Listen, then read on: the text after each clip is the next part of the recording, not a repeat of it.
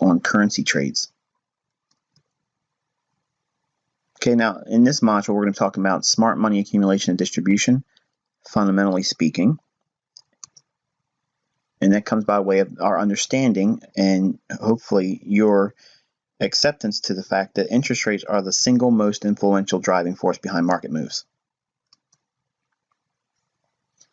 Understanding interest rate shifts and changes can assist you in selecting trades. Technical analysis and key interest rates can unlock professional money management movement. Technical analysis of key interest rates can unlock professional money movement. Interest rate triads provide a visual depiction of smart money accumulation and distribution. All right, so what are interest rate triads? Well, you have to start with a 30-year bond, which is the key long-term interest rate benchmark. The 10-year note, which is an intermediate term interest rate. And the 5-year note, which is a short-term interest rate. Now, these three interest rate markets are all futures markets. Okay, they're traded on the futures market exchanges, and by looking at the price action of these three in relationship to one another, it will unlock a lot of the things that most of the time evade you when you're looking for price action type setups. But overlaying or comparative analysis on these three interest rates unlocks price action. Failure swings at opportunistic times can validate institutional order flow. Now, what do I mean by that? Well, in the very first teaching of this mentorship, the whole content delivery of September of 2016, I gave you specific things to focus on. Those things that we talked about in September are going to be amplified and be able to highlight much more probable trade scenarios after going through this particular module. Okay, so what does smart money look like in price? What's it look like? How do you know when smart money is moving in the marketplace? Well, first let's take a look at what it looks like in bearish conditions. Obviously, there has to be some diametrically opposed view. And you have to start by looking at a base asset or benchmark. And in bearish conditions, that base asset or benchmark would be making higher highs. Now, the base asset or benchmark could be the Dow Jones Industrial if we're trading stocks. It could be the dollar index if we're trading currencies. It could be the CRB index if we're trading commodities. The smart money distribution can be seen by comparable assets that are closely correlated that are making lower highs. The reason why this is occurring is because the smart money is heavily distributing while the base asset or benchmark is moving higher. The public or less informed traders will be looking at the market making higher highs, for instance, on like the Dow Jones Industrial. They will attribute that as this is underlying strength, so therefore the market should keep going higher. But if the general market averages start making lower highs, that's actually indicating there's smart money distribution underway, and it's not new buying that's sending the price higher, but heavy distribution. In bullish conditions, the opposite is seen. You have to have obviously a base asset or benchmark to compare and assume that the base asset or benchmark is moving lower. And it's going to be forming lower lows. And smart money accumulation will be seen with that condition being met with higher lows. And again, using the analogy that we just used a minute ago, assuming that the base asset or benchmark is the Dow Jones Industrial, it could be making lower lows, and by all standards, looking at it, the public or less informed traders would attribute that as underlying weakness, so therefore stocks should be continually going lower. But a closer look will see that some stocks are not making lower lows, and that is showing a graphic depiction or visual representation of smart money accumulation, because those stocks will be making higher lows. And the reason why this is occurring is because if they're heavily buying the price will not be permitted to go lower because that is the basis of supply and demand. If there's a high demand for something, it doesn't go on discount. It goes at a steady or higher price, and many times at a higher price. So to accumulate or buy more of that, it will be forced upon the buyer to pay a premium on it. It won't ever go to a discount. And the opposite is seen with the bearish conditions. When the underlying base asset or benchmark is moving higher, the reason why that heavy distribution is taking place is because they're selling it. They don't want to hold on to it for higher prices because their view, from a smart money's perspective, is this recent rally higher on the base asset or benchmark, or in this case would be represented by an example like the Dow Jones.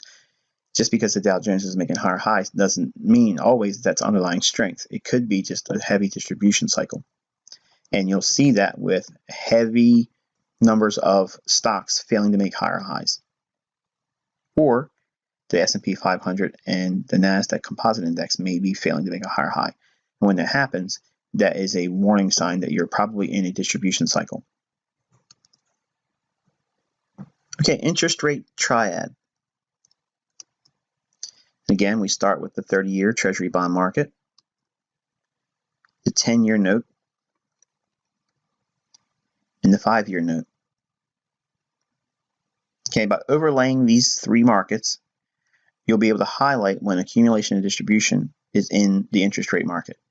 And when this takes place, it represents smart money movement, or how you as a trader can view smart money in the form of seeing where accumulation in buying or distribution and selling is actually occurring in the marketplace.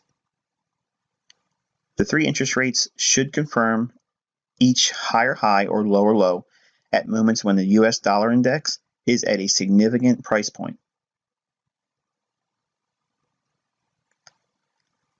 Failure swings highlight smart money participation in the markets, and trading opportunities are validated. For instance, let's look at the top. We see this graphic depiction. Now, this could be the 30-year Treasury, it could be the 10-year, or it could be the 5-year. There's no demand on either one of these three being the failed lower low. You just need one to break that pattern of moving lower. And when that happens, it invariably will show smart money participation in the marketplace.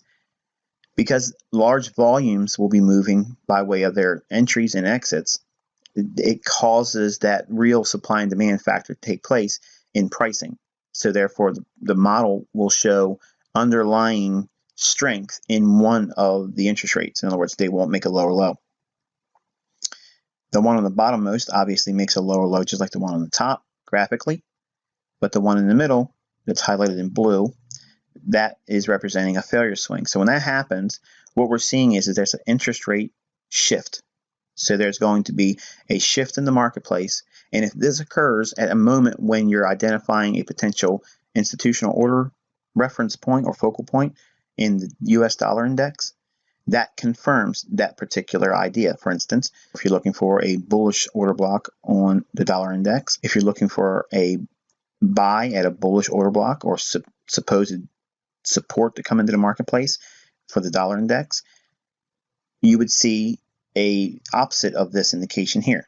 It would see a higher high probably on two of the interest rates, but a lower high on one of them. And what that would do is it would confirm the bullish order block for the dollar index.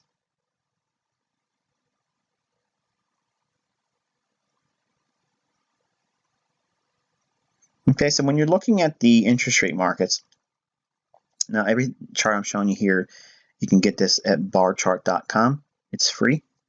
It doesn't cost you any money to get that charting service from them. Now, looking at the chart like this, it's not easily ascertained what it is it's supposed to be telling you. And this is the reason why it evades majority. Simply because we can show a chart plotting the open, high, low, and close on these specific interest rate markets doesn't always indicate understanding. And specifically, going through the 30-year, the 10-year, and the 5-year like we just did, having these on your charts, your analysis of the markets, if you break them down in the right manner, just simply having a chart doesn't do it. It's not found with your traditional technical analysis. So you have to look at things on a comparative basis. Okay, so what do I mean by that? Let's take a closer look, and we'll look at this move in the dollar index that just took place the week of this recording. You see the dollar index came down into that 99.50 level and had an aggressive rally away.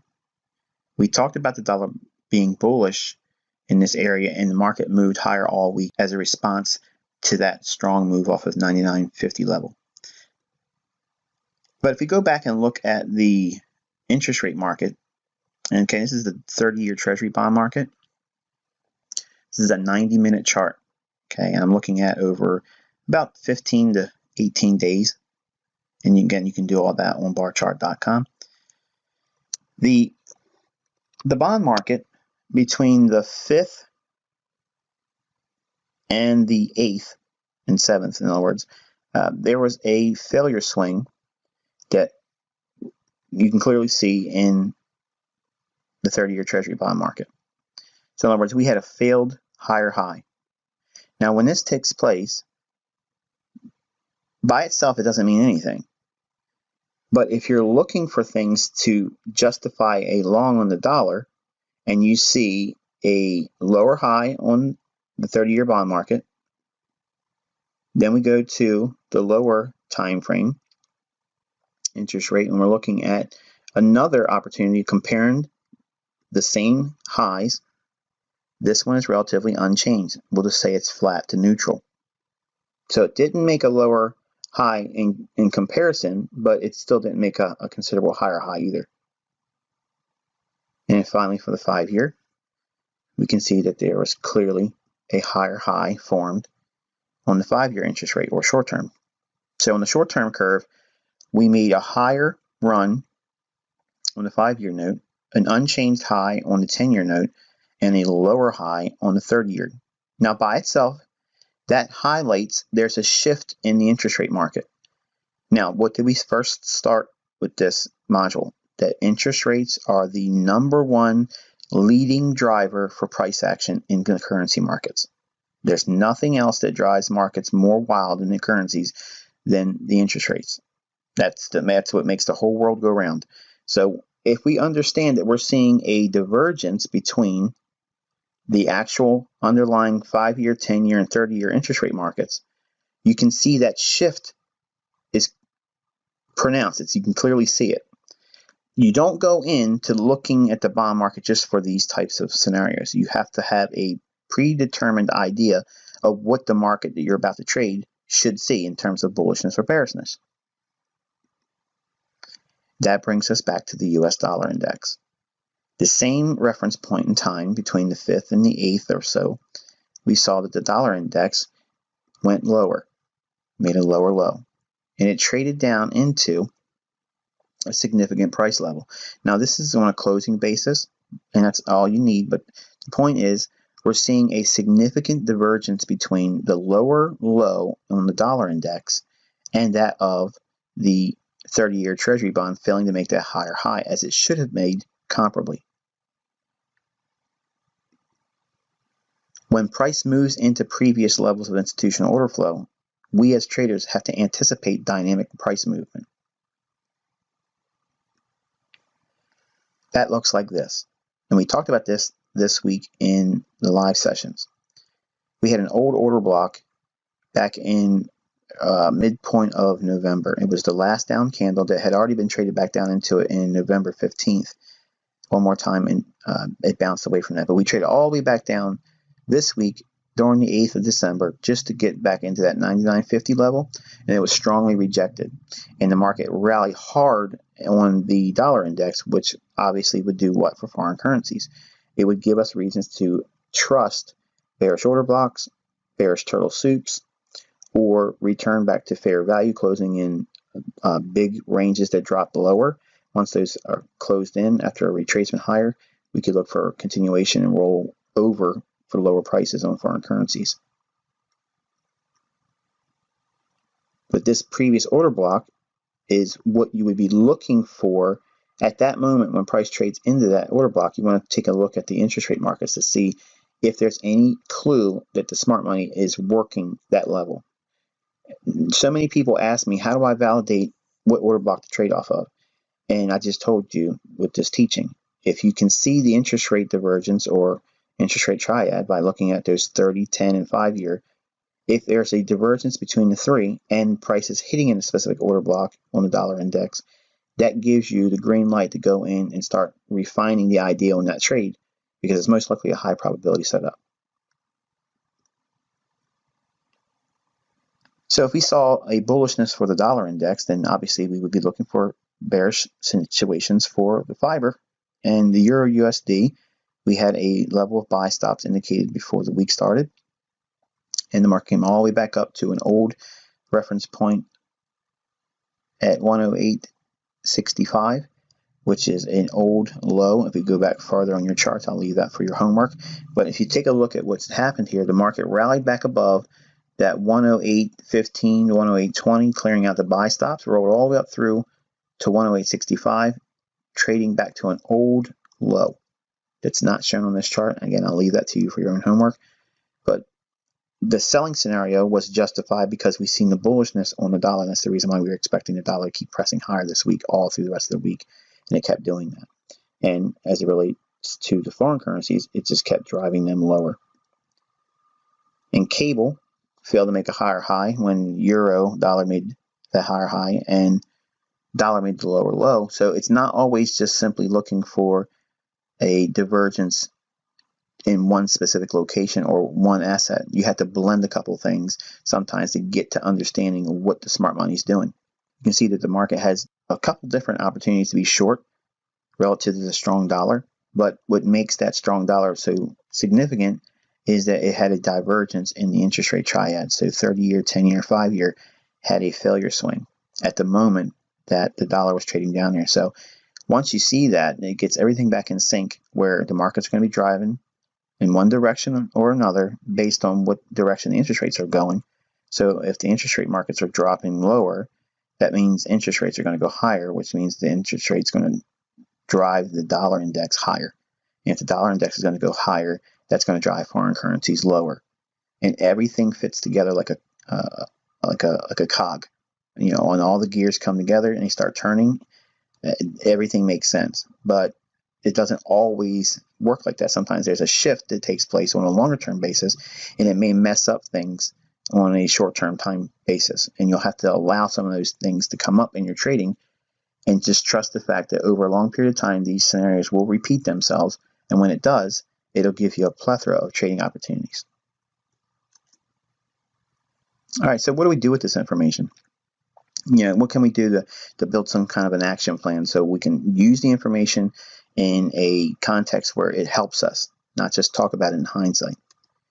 Well, we have to use the points of focus taught in the first month of the mentorship. When price action trades to a focus point like a order block, a liquidity pool, a liquidity void, or fair value gap, you refer to the interest rate triad and the dollar index. This will confirm smart money is behind your trade idea. If there is no obvious indication that they are moving large funds, pass on the trade idea and look for new ones that do. So what do I mean by that? If you're looking to be a buyer of dollar, the interest rate market is going to show you the divergence that I showed here today with a failed higher high among all three. They should all be moving higher highs if the dollar is moving lower. But if we see a bearish tone on the dollar index, this is what you would see. You would see the interest rate markets making a lower low, another one making a lower low, but eventually one of them will fail to make that lower low. And what that'll do, that'll validate the sell signals that you're getting in the dollar index at a bearish order block, at a old high that's been ran out for a liquidity pool, or trading up into a fair value gap, closing in a range. Then you can expect to see that dollar roll lower and interest rates on these three to start trading higher in their price, which means interest rates will be dropping. Because as these interest rates on charts, as they move up or trend higher, that's actually interest rates declining, and that's going to be bearish for dollar. So hopefully this has given you one more insight to understanding how to validate the order block liquidity pools and liquidity voids and fair value gaps. It's not simply just looking for every up candle to sell into or every down candle to buy into. You want to look behind the scenes and get closer to the underpinnings of the marketplace, because the smart money is going to make a very clear fingerprint when they're in there, and it's going to be seen in a shift in the interest rate markets like this, and it validates your setups. So until I talk to you next time, I wish you good luck and good trading.